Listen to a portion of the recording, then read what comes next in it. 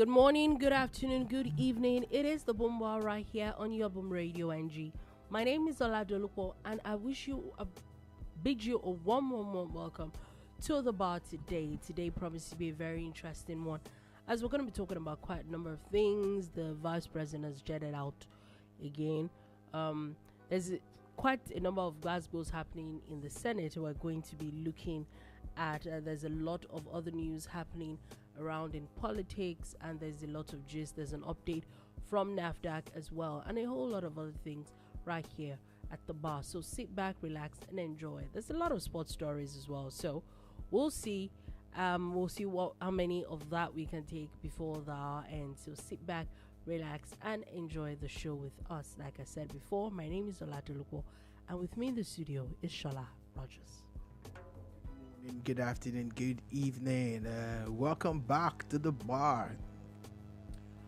Okay, so we're going to be talking about quite a number of things at the bar today. Today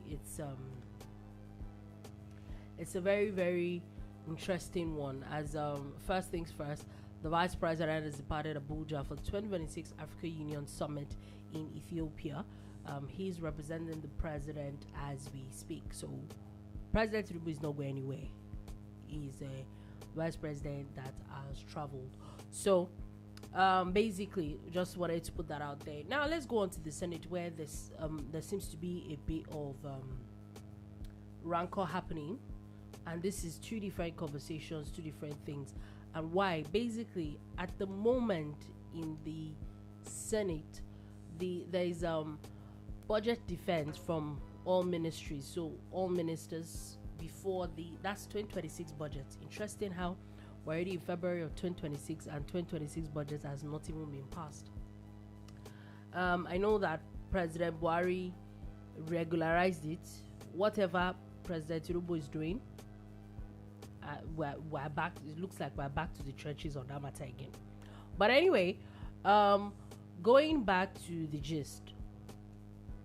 So there's a lot of budget defense that is going on, which makes sense. Every ministry should come and explain themselves why they need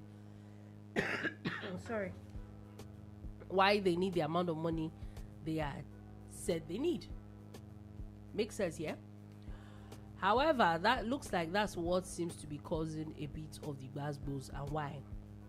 First, it happened with the governor, former governor, the Minister of Works, where it seemed to have a bit of a back and forth with Senator Oshiomhole, and the good senator was just asking a question, saying that apparently the people that there's a portion of a road that they're doing, and the senator was asking why this person, apparently the road was given to someone else before and it was taken off that company.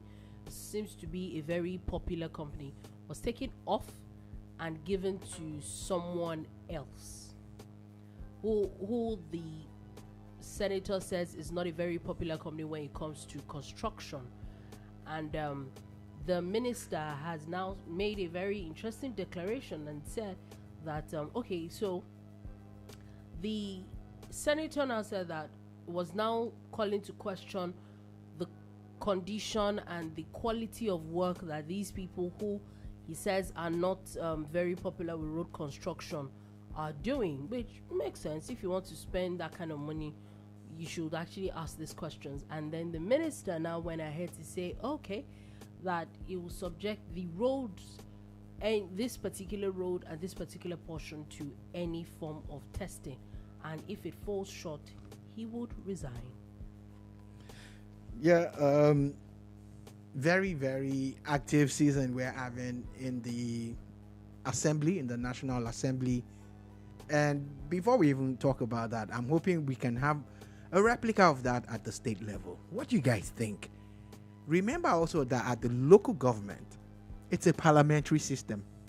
All the elected councillors are actually parliamentarians, and their budgets to be passed. But do you get to hear about those things? No, it always looks like it's just one man business happening at state and local government, and it has to stop. So picture 36 states of the federation, and every minister, every commissioner, and every what are they called at local government level again? They're called councillors. The councillors, the parliamentarians, then they are like commissioners though. I was trying to, there's a name we used to call them back in the day. Whatever they are called, that they are able to actually do this. One of the things that does is that it creates awareness about their existence and their plans for the next 12 months. What that also does is that we can hold them to their words. If they do well, commendation. If they don't,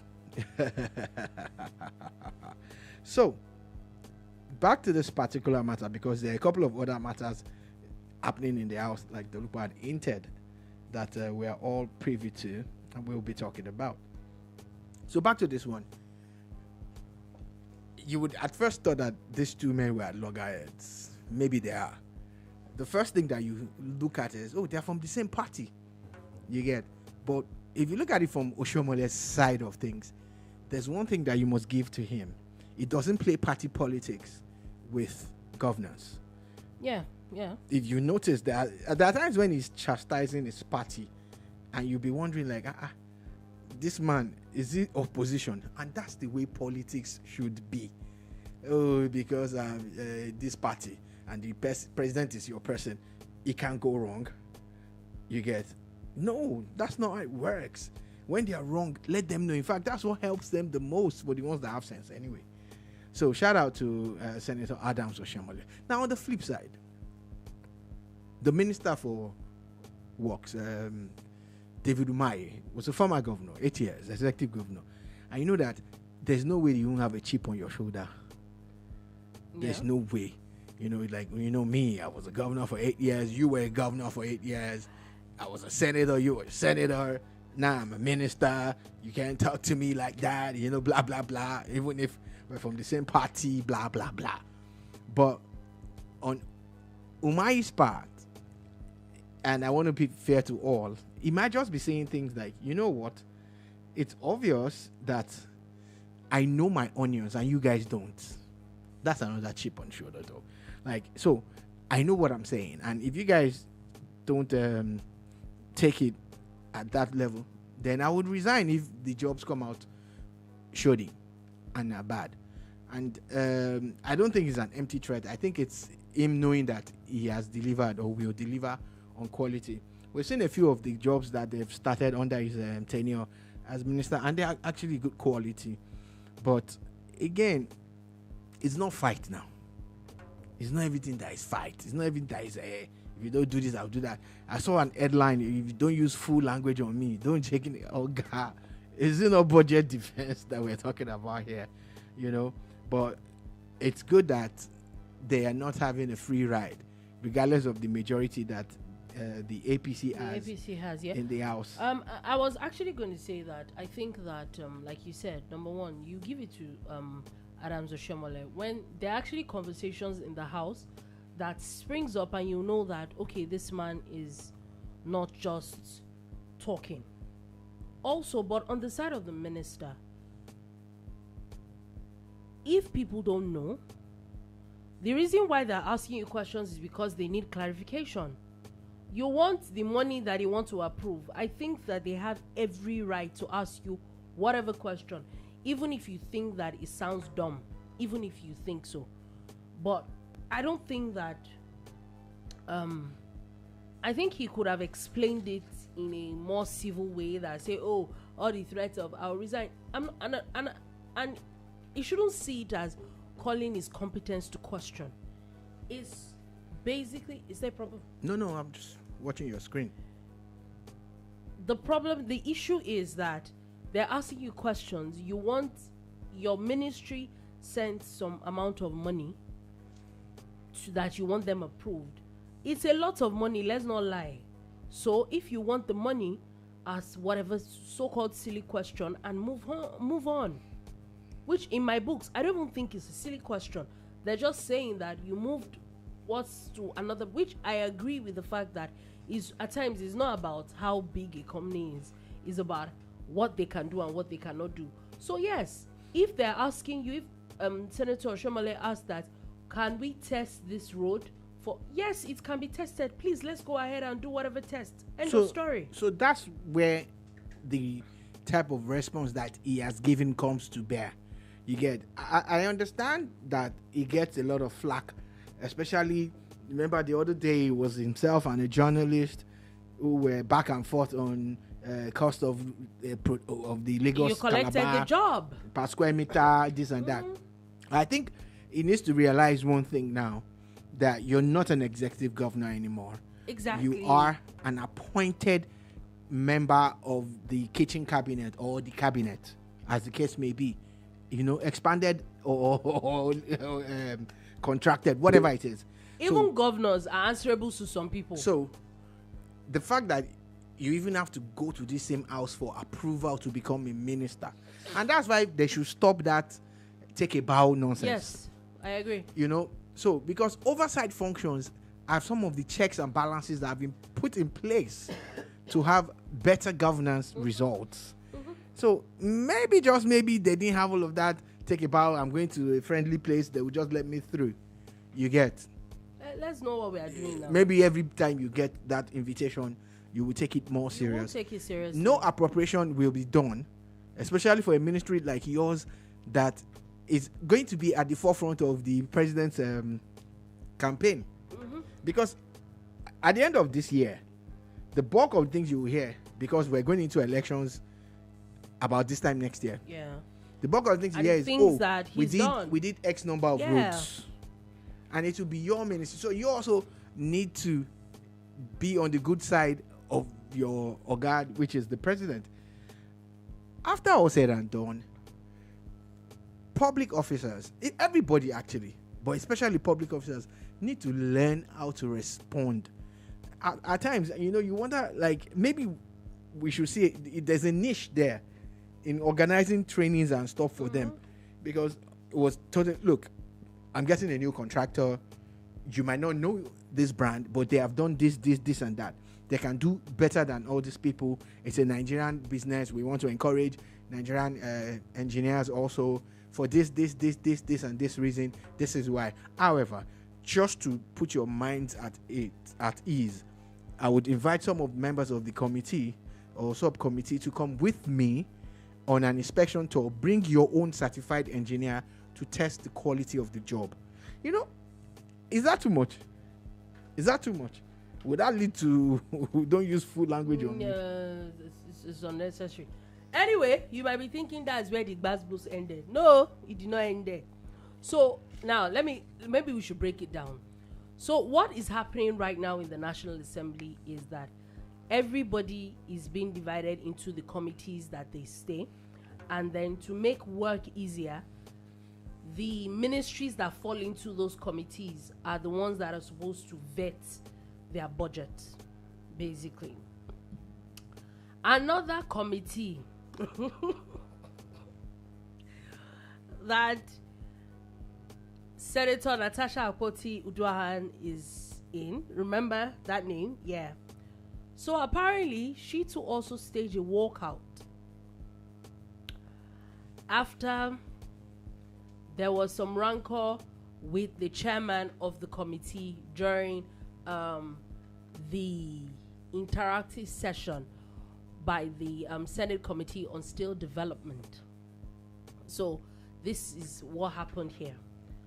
So according to the gist, there's been an ongoing 4-hour session deliberation with the minister over the budget that, you know, the proposed budget that he wants for the ministry. And then the chairman of the committee, Senator Patrick Undubueze, now went ahead and then hit the gavel saying that, okay, we're done enough, and then Uncle can go. So before he went, Senator Natasha now disagrees and says no, that was even before he used the gavel. Oh yeah, before he used the gavel, she had said she wanted to say something, and he was like, you know what, we're done here. That he's do this later. He's the man has spent a lot of time, and then she disagrees, and then he used his gavel and says, you know what, this session is ending. Then she got angry, saying that she was being disrespected, and she stages a walkout. Yep, another infamous walkout by the senator from Kogi State. I understand a passion for this particular ministry. It is something that when it gets off the ground, the good people of Kogi will be the immediate beneficiaries. It's a project that has failed to work for decades. So if they can actually bring it back to life, it will be great. And also understand on that part how, even based on some of the things that the minister said, their budget performance was barely over 50%. You get, which means there's a lot more that they could have achieved. You get, and they have issues with funding. Some of the things that the committee was saying is that, look, you need to look locally also. You don't have to always look for FDIs and all of that, to get these things done. And she said she had more to say. You get. It's also another matter of not knowing how to speak to people, regardless of who they are. You get. Your colleagues, we get that. So, senator, but he's the chairman of the committee. You get. There has to be a chairman. There has to be someone in the lead. I agree with you. And you say don't use the gavel. No, don't. If he uses the gavel, he has used it. That's power. That's authority. But the thing is, the man did not foreclose it. He said this can be done later. Like this man has been here for so long, and I think, and the funny thing is that it wasn't as if she had not spoken. It was not as if for the 3-4 hours that they were there that she was quiet. She wasn't mute. It was not like, oh, it's time for her to talk and they shut her down, because that's what it's looking like to some people. But the truth is that there had been a lot of back and forth. And after the unruly behavior that led to a suspension, which the courts have now said was justified and done the right way. I think 2 days ago had ruled on that. Yeah. After all of that, you don't think she should have learned one or two things about handling these situations. You get, because now it's taking the shine away from the good work that committee is trying to do, and even herself, I would what she's trying to do. And it goes to this attitude drama thing again. I think that for me, it's the same thing that happened with Senator Oshiomhole and David Umahi. It's the same thing here for me. Why do I say so? I think that the Senator Ondubueze maybe could have been a little bit more civil in his reaction. I think that maybe a bit more explanation could have ensued, especially when you know who you're dealing with. Also, on our part, I think that lately, it's less than a year. Pardon me if it looks like that. But it's less than a year that I realized that age doesn't remove you from being childish. I think Senator Natasha Akpoti needs to stop throwing tantrums. Even if you disagree with things, I think they're more adult-like, they're more mature ways that things can be sorted, can be settled. We can have disagreements, but all the noise, I think I've been disrespect, and then walking out, I think it needs to stop. It's becoming ridiculous at this point. You know that there are things that we hear a lot, and people say, oh, women are very emotional, which I don't agree with a lot of those things. You hear, oh, when maybe you have a funny reaction, oh, don't worry, it's our time of the month. We hear those things. I think it's a little demeaning. Personally, I think it is. Could it be? But in the midst of those reactions or those comments that we don't like, when have we also looked inwards at ourselves and like, you know what? Did I really overreact? I think that it is completely unnecessary to make some of these reactions. Your lawmakers, you're not children. You're dealing with things that affect millions of Nigerians. I think that we can rein in our emotions better. I think she needs a bit of therapy. She needs to rein in her emotions better. The honest truth is, it's almost like as if you always want to play the victim, like everybody is against you. The honest truth, I won't even be surprised if most people in the house are against her at this point. But do what you want to do and leave the place. I think this drama is so unnecessary. So unnecessary. In some instances, when people do these things, it's a form of control also. It's a form of having their way and all of that. Look, the fact that she was suspended for something similar would also now make the some of the people in Senate walk around her on eggshells. Like, at times they just want to avoid the drama. It's wrong. So what that means is that she gets to have her way. I'm telling you, because isn't there a rule book about these actions and their reactions? You can't just be walking out. You're not a child now. We're not children here. Well, I'm sure that nothing is going to come out of this. Let's not be doing this. Nothing nonsense. is going to come out of this. I think it's nonsense behavior. Absolute nonsense. Absolute nonsense behavior. It's the same way Mr. Umahi. It's like Yorubas will say, "Kilagbe kileju." Why? Just be civil. Answer the question they're asking you and move on. I will resign if. How did we get to this point? You decided to bring a gun to a knife fight. You people should be calming down, no? And like you said earlier, at times some of these people, because they've been governors before, they feel that nobody can question them. Oga, they will question you and nothing is going to happen. If you don't want it, go home. It's not by force. We were here when somebody was nominated for being a minister. He says he cannot take the job. Saw anything happen? Nothing happened now. Let's be respectful. Something is actually happening. The person you are referring to, many things are happening. Oh. The person that didn't get the job because... No, I'm not talking about El-Rufai. No. Okay. No, there's this other man from the southeast. I think he's working at the World Bank or something. Yeah, that he declined.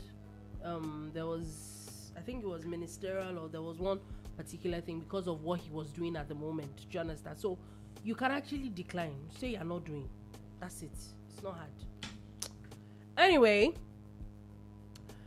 moving on from that, let's go to court, where something very interesting happened today, where the judge of a high court, Justice Obiora Egwatu, has now recused himself from 2 cases filed by the EFCC against the former Attorney General of the Federation.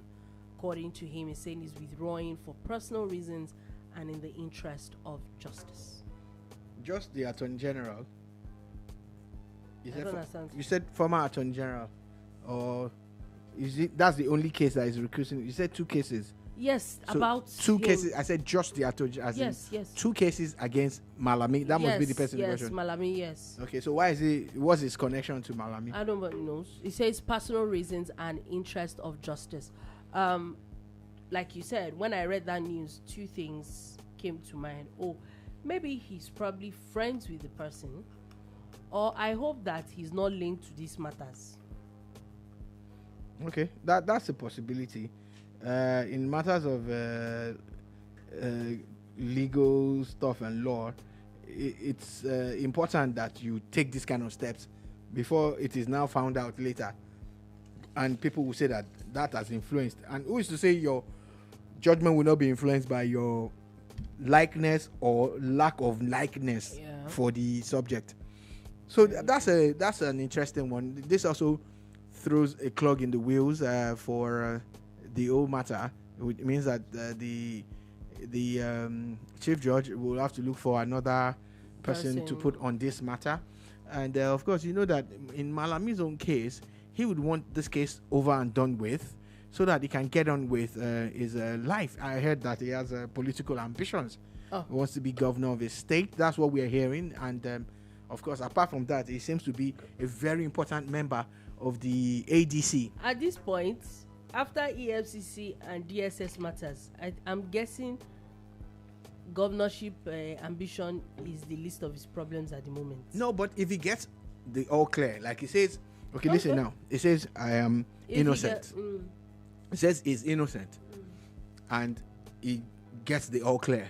He files for a no case submission, for instance, now, and the judge says, "Oh yeah, no case. You have no case," and he goes, "That boosts Cases. everything for him." Cases. I'm just saying, no cases submission. All right, if he gets the all clear, like I said, and the all clear is that in every situation they're saying He's you're not good guilty. to go. You know. Okay. So we'll So see. you never can tell. But if it's on the other side that they actually have something solid on him, because for him now, he has said that everything that they are trying to confiscate, he earned it legally. That he was explaining it, and I'm waiting for the breakdown. The amount of houses that you could buy with your salary as a government appointee. Anyway, we'll see where that conversation is going to, but we're going all the way to Southeast Asia, where NAPTIP, that's the National Agency for Prohibition of Trafficking in Persons, has rescued and repatriated 23 Nigerian youths trafficked to Thailand for cyber-enabled criminal activities. They were trafficked, or they trafficked themselves? No, they were trafficked. Apparently, they said that they were deceived with promises of scholarship and lucrative employment, and were later forced to engage in online scams, including romance fraud, cryptocurrency schemes, and investment scams in Myanmar, Thailand, Laos, and Cambodia. You know that it's actually a thing. We hear it a lot in Thailand and all that. So what they're saying is that after a lot of investigation, they realized that indeed these people were actually trafficked. So they've been brought back home. Shout out to NAPTIP and the government and everybody that saw to their repatriation safely to Nigeria. I'm calling on parents. I'm calling on even the young ones amongst us. Stop just Please jumping be on. circumspect. Be careful. If it sounds too good to be true, believe me, it is too good to be true. Also, I'll be telling you, there's one job somewhere. It's hard. It's hard for someone to just wake up, someone that doesn't know you, and he just wants to take you abroad because he likes your face or your name sounds very good to him. No. Even family members self. So be careful, people, please. Because some of those countries, they are not that nice in those places, though. Some of them, they have not death penalty for crimes and everything. You say they are not that nice. Are they nice at all? No. Some places, they are nice. Okay. In some places, they are nice. What he's trying to say is that a lot of those countries, they will separate your body from your head. Just wanted to put it nicely. So you need to be very careful. I beg of you. Look. You don't have in between, though. If you're going to take it from a 50-something-year-old man like me. Yeah, the honest truth is, also remember that some of these countries, they are very far. They are very far. Before they rescue you, it's thousands of miles from your village. So take this piece of advice from an aspiring old man. Please, money is not everything. Money is good. Wealth is important. But you don't have to steal. You don't have to rob. You do not have to scam to get it. Skill up. Have a skill and monetize. Anyway, moving on from that quickly. Moving on from NAPTIP, let's go to NAFDAC. As there was news that broke yesterday saying that the federal government had stopped NAFDAC from this sachet alcohol ban. Now, NAFDAC has come out to say that there's not an order like that from the federal government, and they're still going ahead with the alcohol ban enforcement. So, where did the news come from? Why did major news platforms carry it? Yes. Which press conference did they attend? Which press statement did they receive? Who did they interview? What is the source of this unbanning of sachet alcohol drinks? There's something that NAFDAC has to do. Their ban is going to be a multi-pronged approach. Manufacturing is where they have to clamp down on. So talking about manufacturing that you said now. So there's a protest today at NAFDAC office in Lagos where food and beverage workers, the members of National Union of Food, Beverage and Tobacco Employees, occupied their office and why. They're saying, so apparently they too saw the news and said, oh, NAFDAC should come and unblock their production lines. So apparently NAFDAC has gone to those companies to seal off their production lines. Yeah. So that's exactly what I was saying. So that's why I wanted to say that looks like that's what's happening right now. Yeah. They're going to their production lines to seal it off completely, so it's not even coming into the market. Exactly what I was basically driving at. That if you're going to do this, be patient, please. I'm confirming the stream. If you're going to do this, what you do, really and truly, is multi-pronged. Apart from the manufacturing aspect where you stop them completely, you still need to raid the markets. You still need to raid the people selling these things. Today I was just walking out of the house and I looked into the gutters and it was filled with sachet alcohol things and sachets. As in, I saw about 6 all clustered, different brands. So they are still drinking them. On Monday, when I was driving out of the estate, just by a woman that everybody gathers to buy those things from in the morning, they were there.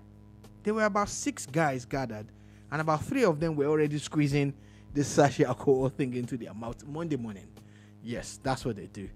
So even if the manufacturing is being clamped down on, there are still ways where people are still getting these things to the market and to the end user. You know, I know that eventually maybe the supplies will thin out, and then it becomes. And what happens with contraband is that some people now go outside Nigeria to import or export or manufacture and bring in it. Then it becomes smuggling. You get it. It becomes bootlegged and everything. But beyond the manufacturing, the market must be monitored. I know. Yeah, I think that the market must be monitored. But I say kudos to NAFDAC, because the truth is, before it is being imported, even if it's still in the market right now, like you had said, the supply is going to thin out because there are no new market going in. Hopefully, why I would agree with that is this so-called protest that they went to do today, because according to them, they're begging NAFDAC that, oh, NAFDAC, federal government has said you should not do this again. And NAFDAC is saying they did not get any directive. Before anything even goes out in the news, they will normally get a directive, and they did not get any directive, so they're not stopping anything. So could it be that the government is really trying to unban the production of sachet alcohol drinks? Or, you know, because at times they say there's no smoke without fire. Could it be that someone jumped the gun and quickly announced that the decision had been taken? Is government looking solely at the economic aspect of it? Are they looking at the political? Because a lot of jobs will be lost. Because really and truly, one of the things that we can do to help ourselves is to reduce how we consume these readily available drinks. I think that, and honestly, maybe many years ago, I would have thought, he's not so creative and all. But now I see it like, man, no.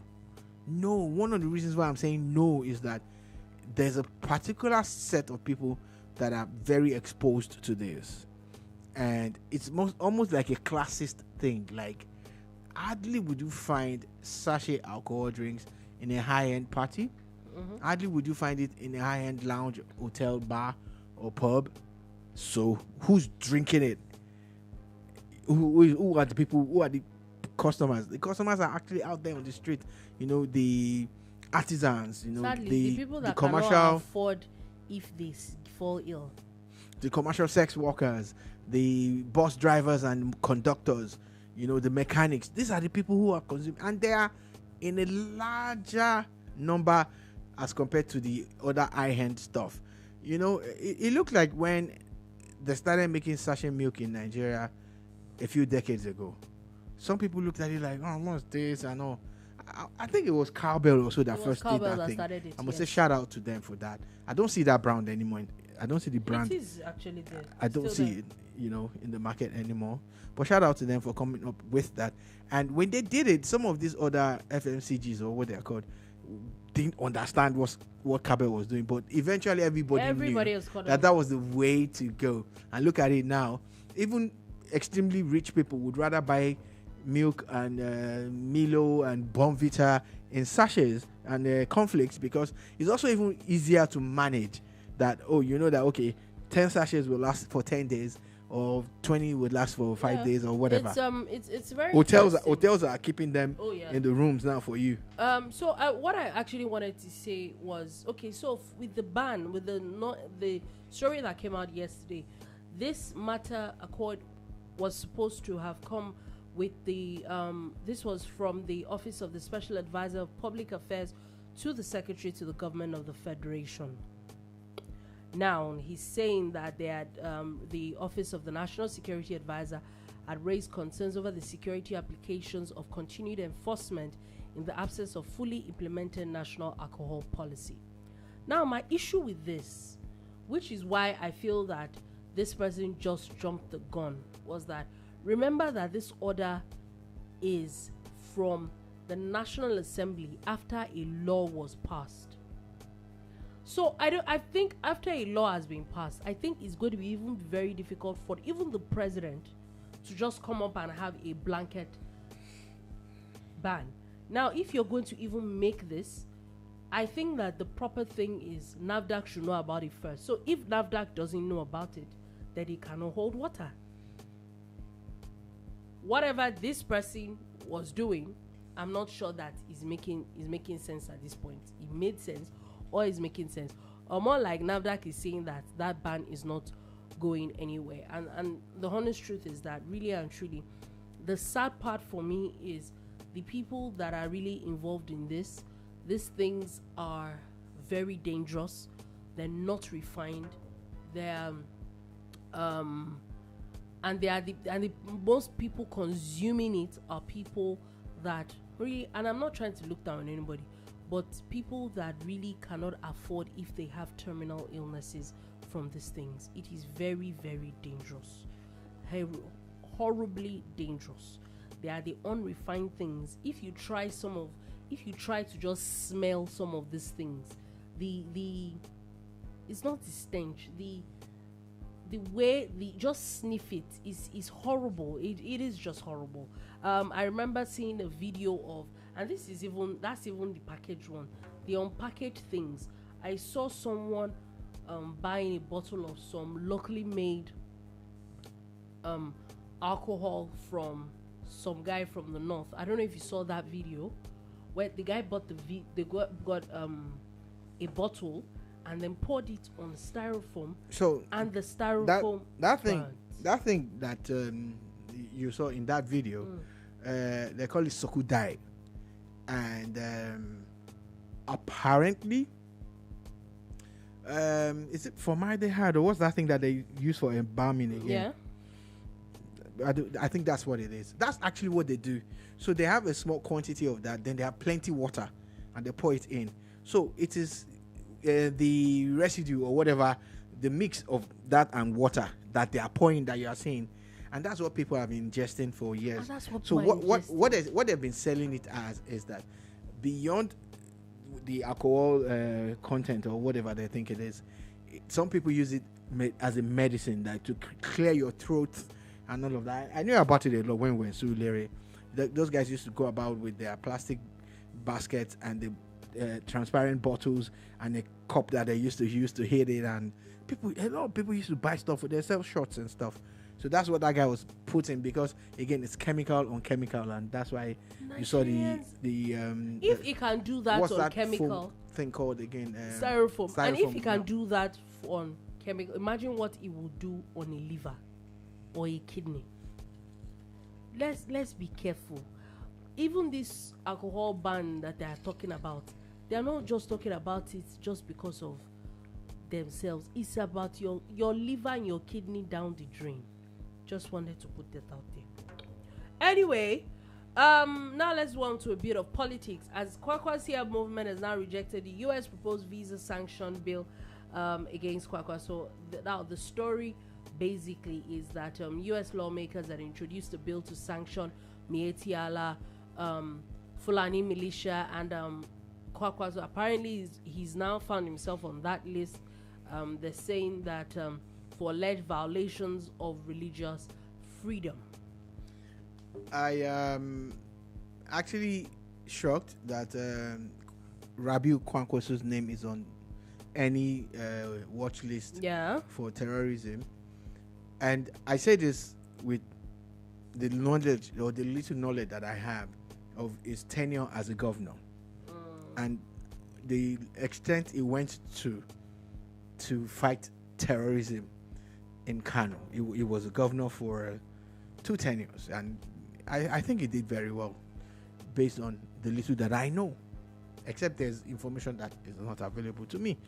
However, it is a dangerous place to be, because there's been a lot of rhetoric, and at times the information that people in the US, not at times, most times, the information that they have is second-hand information, and it's influenced by lobby groups and all sorts of things. You get? So I feel for him, because this is just the beginning. If they're putting your name on a bill that has to do with terrorism and is outside Nigeria, it's not a good thing at all, you know. And he has a lot of work to do to fight. But this is a good time also for the people that actually know him and trust him to speak up. But if the US as a government, or the people in the Congress or the US House, you know, the Senate, have evidence of his involvement in any form of terrorism financing or terrorism of any sorts at any level or scale, it's a good time for them to let us know what they have against Kwankwaso. We'll see where that matter is definitely going, but it's a very interesting. We're definitely in interesting times.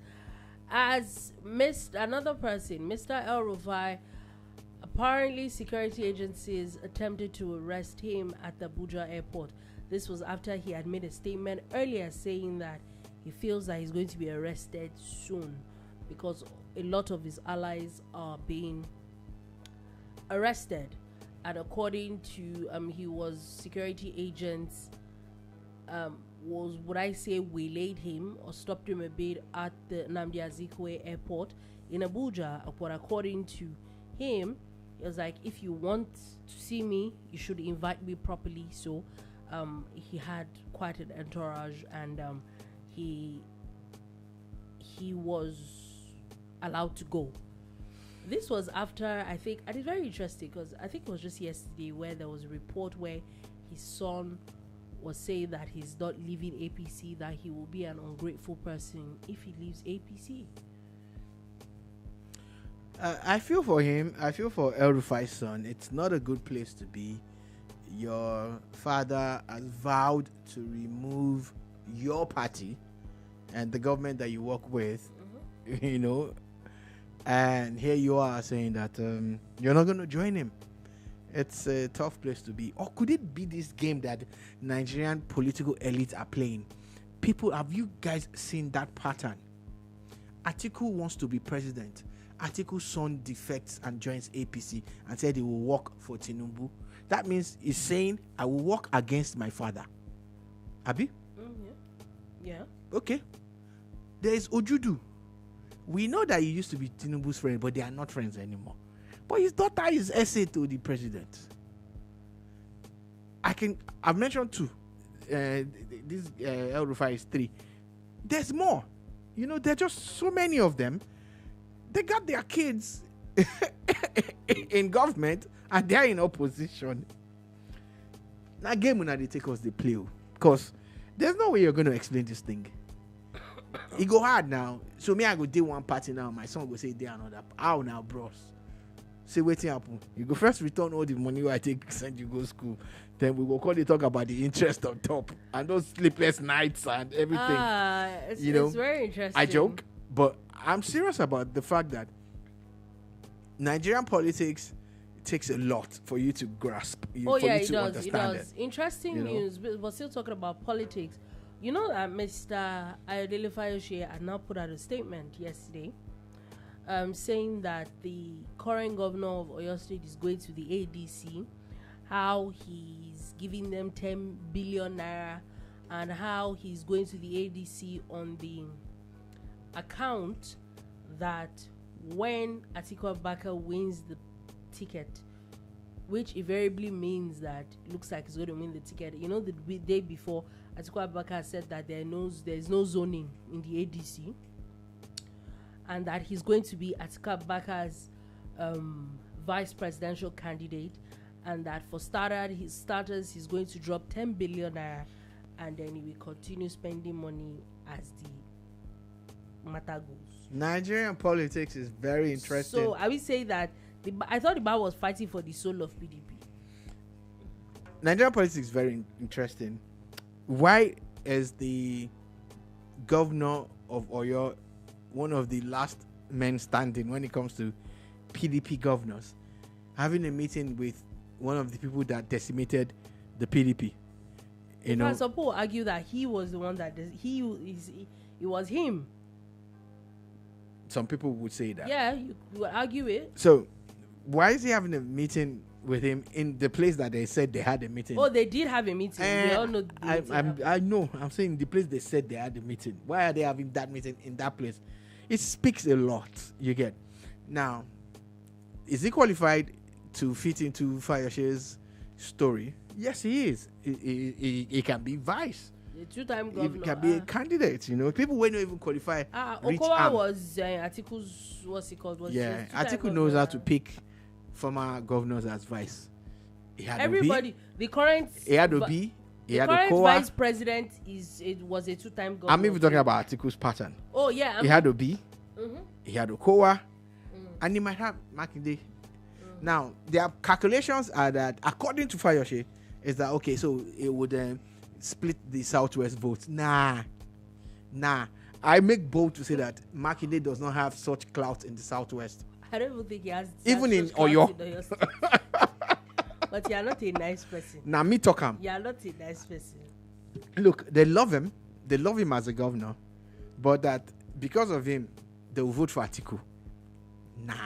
Let's be honest. With the way it is now, can Mr. Seyi Makinde go and do another governorship election in Oyo State, and he will go to sleep and say he will win that election? Shebi, he has one more coming now. Is he not going to put his own person there? Is that not what Nigerian governors do? So we'll find out. So all of this just speaks, and you know, people have been laughing at Fayoshe when he said it. Mm-hmm. And we'll find out if it's right or wrong, if there was a possibility for it. I don't think that he's someone that you should just let go of what he says. Yeah. Politics is very funny because a Makinde now would not really. What's he going to gain if he goes to the APC? No, he's not. It would be. No, I'm analyzing. Yeah. What's he going to gain? He's going to be lost in the. No, yeah. You know, there are too many people in the APC in Oyo State. In Oyo, you get. There's still a Teslim that was former gubernatorial candidate. Yeah. There is an Adelabu that was a former gubernatorial. They are both in the APC. Yeah, there's so many people. And there are other names. There's still Tegbe, who's person. They're all there. They're all there. Yeah. So at the end of the day, what would Seyi Makinde? Even if ADC wins or don't win, I think, like you said, even if it's just to remain relevant, ADC makes more sense. Yeah, it just makes more sense. Because if for instance, if Adelabu gets the nod, that frees up the seat for Teslim maybe to become a minister. Just maybe, it could even be Adelabu's running mate. It's politics. Anything is possible. Anything is possible. So whatever happens, though, Seyi is also smart. Seyi Makinde is smart and is playing the game. Like, you know what? So forget the fact that they decimated the party. It can still work with them, because at the end of the day, it's a numbers up situation that they require. Yeah. Anyway, quickly before we go, there are quite a number of stories that we've still not gone through, but let's do a bit of sports stories and see if we can go back to it. Quickly, Nigeria's external reserves have surpassed $47 billion This is the highest in 2018. For people that are hoping for Nigeria, Naira is now trading below 1,350. I think that that's good. This is the first time it's happening since May of 2024. And Nigeria's crude oil output has now risen again to 1.459 million barrels per day in January of 2026. Quickly, there's now been outrage as there's some tickets on the FIFA platform for World Cup, for the World Cup 2026 that is as high as $143,000. FIFA just want to make money at this point. So I'm sure it's ball that we are still. I was watching the Super Bowl, and later I was watching someone interview people, and the guy asked a question. He said, "Super Bowl or World Cup, which is the biggest?" World Cup now. About 18 people that I spoke to, only one person said World Cup. Because y'all don't watch football. Americans believe that they have the Super Bowl, so that's how big it is. And the reason why I brought this parallel up is that if you look at the cost of getting tickets for Super Bowl, you'll be like, they're Americans. Why are that? I was reading something. That video now made someone actually go and do a bit of research, and the person said the game last week of Manchester City versus Liverpool had almost 3 times the number of viewership that the Super Bowl had. Yeah, but the tickets, the cost of watching a Super Bowl game live in the stadium. So are we now using that to measure the World Cup? I'm going somewhere. So last year after the Super Bowl, and it was Kendrick's performance that really had everybody talking, and Bad Bunny killed it this year again. I'm not gonna lie. So, but after that, the FIFA president started talking about bringing some of the elements of the Super Bowl, like an halftime show. Yeah, apparently there's going to be one now. One of the reasons why the Super Bowl, I brought this parallel up, is that the cost per minute for an advert on the Super Bowl is oh yeah, it's amazing. It's gigantic. It's ginormous. You understand? So why I'm saying all of this is that FIFA president starts to look at Super Bowl as a model to copy some aspect of it. 2, decides to give American presidents peace award. So 3, he has to copy their costs of watching Super Bowl. So y'all saw it coming, but you didn't say anything. You didn't say anything, yeah. Anyway, CAF has begun stadium inspection ahead of AFCON 2027. All right, it's actually interesting. You know, we are told that Morocco has set the standards, going to be, but you see the countries that are going to host, I see their plans too. Oh yeah, and I think it's not looking bad. It's not looking bad. So we'll see. We'll see if they're going to top what Morocco did this year. Now let's go to the EPL, where it looks like the sacking spree. About 4 coaches, if I'm correct, have been sacked already this year alone, and we're not even done with February yet. We talked about Maresca and talked about Amorim.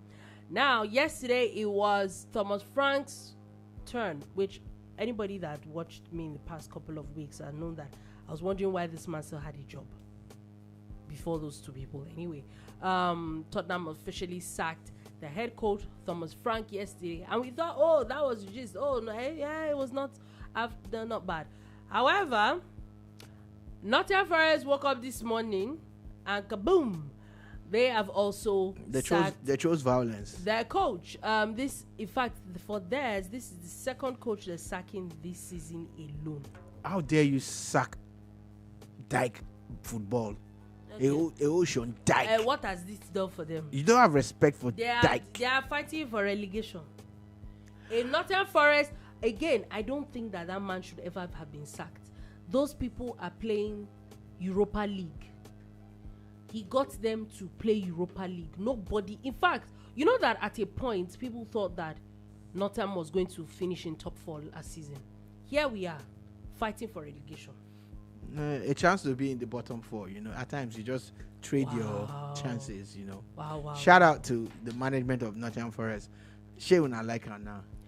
Anyway, so we don't know who is going to pick up. And funny enough, that at the timing where they're sacking these people is actually crunch time, because this is the time where everybody is looking for as many points as possible. We'll see where the drama is going to for Tottenham. I think at next weekend they even have a North London derby. It's going to be serious. We'll see what they're going to be doing with all that. But as people are getting sacked, England has decided to extend the contract of their coach until Euro of 2028. Yeah, because there's been a lot of talk of him taking over at one of the EPL teams. At the end of the season, 2 of the teams in Manchester will most likely be requiring a top-level coach. Yeah. And 1 or 2 other top teams in England, and people are tipping him. So it's good that they lock him down now. But that one still no mean. That one still no mean, no. Anyway, there's now been talks that Barcelona is said they're relaunching the move for Victor Osimhen. Looks like the La Liga has decided to do what the Premier League does not want to do. I think it's just them being very funny, because they could have gotten him earlier and gotten him for less. Because now Victor is very, very, very big in Turkey, and I'm not talking about his game alone. I'm talking about the wage bill. Yeah. They could have gotten him for less. They're not going to. He's probably not going to get a lower wage bill. Yeah, so I think they messed up there. But on Victor Osimhen's own part, I'm very happy for him to also move. Yeah, I think he should. Europe, move to mainstream. I know Turkey is Europe, but I'm just talking about maybe top 4 Europe. Yep. I think it deserves it. I think it's one of the best. If Gyökeres could be playing at Arsenal, and if Šeško could be playing at Man United, why is Osimhen not playing at Barcelona or even Real Madrid or even PSG? You understand? I agree. Why not? I agree. Now, interesting news is that Thomas Partey, remember the former Arsenal midfielder, is now facing 2 more rape charges from 2020. It's scary, because the first one, everybody felt like, okay, it could be something else. But is it going to be a serial case now? I'm not going to judge him until there's a judgment. But I really hope and pray that it's not real. But if it is, let the law take its full course. Let the law take its full course. Talking about the law taking its full course, Kwara government is threatening sanctions against food processors and street vendors over poor hygiene. And they're talking about Lassa fever and how it's been spreading around the country. And they're saying that there's now going to be a lot more adherence to hygiene. Thank you for bringing us back to where we used to be. I remember even way back when we were younger, these were standards now. And in 2026 now, they are talking about it as if it's some new invention. Mm-hmm. Hygiene should not be compromised. Standards, for processing food should not be compromised in any way. It should be up there. Some of these diseases that are supposed to be pandemics, their basis is hygiene. Yes. And the funny thing, it's actually cheaper to avoid some of these things than to treat them. Yes, exactly. Talking about treating, Enugu has now vaccinated 1.5 million children against measles and rubella in 1 week. Shout out to you, man. Lagos Keep it up. Announced VI and Lekki traffic diversions for the Lagos City Marathon on Saturday, February 14th. Yeah, again, the funny thing is that they talked about using the coastal road, but I don't know why a lot of us are being told we can't get to the island tomorrow. Saturday, Shah. Why are you? I'm in a hurry. Serious matter. There's money to be made. Okay. Anyway, on that note, that is all we have to take today on the bar. Thank you for listening. Thank you for watching. We'll be back again tomorrow at 3 p.m. West African time to give you another wonderful edition of the Bomba. Do have a beautiful, beautiful day ahead.